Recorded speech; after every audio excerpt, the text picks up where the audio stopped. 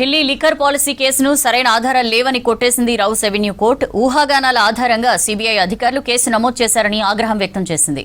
ప్రధాన నిందితులైన కేజ్రీవాల్, సిసోడియా, కవిత సహా 23 మందిని నిర్దోషులుగా పేర్కొంటూ తీర్పిచ్చింది. కేసును విచారించిన సీబీఐ అధికారిపై శాఖాపరమైన ఎంక్వైరీకి ఆదేశించింది కోర్టు.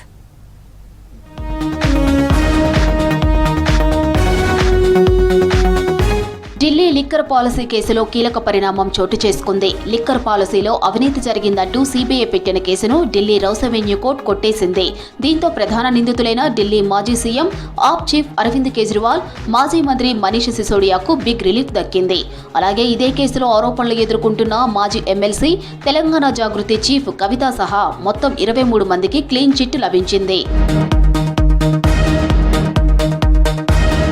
ఢిల్లీ లిక్కర్ కేసుపై సీబీఐ దాఖలు చేసిన ఛార్జిషీట్లో పసలేదని తెలిపింది ఢిల్లీ రౌస్ అవెన్యూ కోర్టు.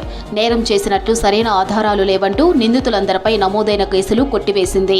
వారందరి పేర్లు డిశ్చార్జ్ చేసినట్లు తెలిపింది. సరైన ఆధారాలు లేకుండానే కేసుల్లో పేర్లు ఎలా చేర్చారని సీబీఐపై ఆగ్రహం వ్యక్తం చేసింది కోర్టు. ఢిల్లీ లిక్కర్ కేసు పూర్తిగా లోపభూయిష్టంగా ఉందని తెలిపింది rows avenue special court. CBI విచారణలో లొసుగులు ఉన్నాయని ఆగ్రహం వ్యక్తం చేసింది. లిక్కర్ కేసులో సీబీఐ అధికారుల తీరుపై అనుమానాలు వ్యక్తం చేసింది. కేసును విచారించిన సీబీఐ అధికారిపై శాఖాపరమైన ఎంక్వైరీకి ఆదేశించింది rows avenue special court.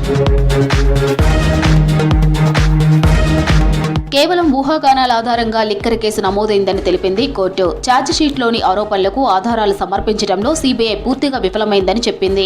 Excise పాలసీపై 3 న్యాయ నిపుణుల అభిప్రాయాలు తమ కేసుకు మద్దతిస్తున్నాయని గతంలో సీబీఐ చేసిన ప్రకటనపై స్పష్టత ఇవ్వాలని ఆదేశించింది.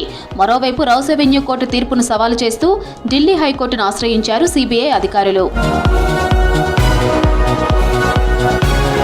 ఢిల్లీ ప్రభుత్వం 2021 నవంబర్ 17న మద్యం పాలసీ తీసుకొచ్చింది. ఆ పాలసీని 2022 సెప్టెంబర్ చివరి నాటికి వెనక్కి తీసుకుంది.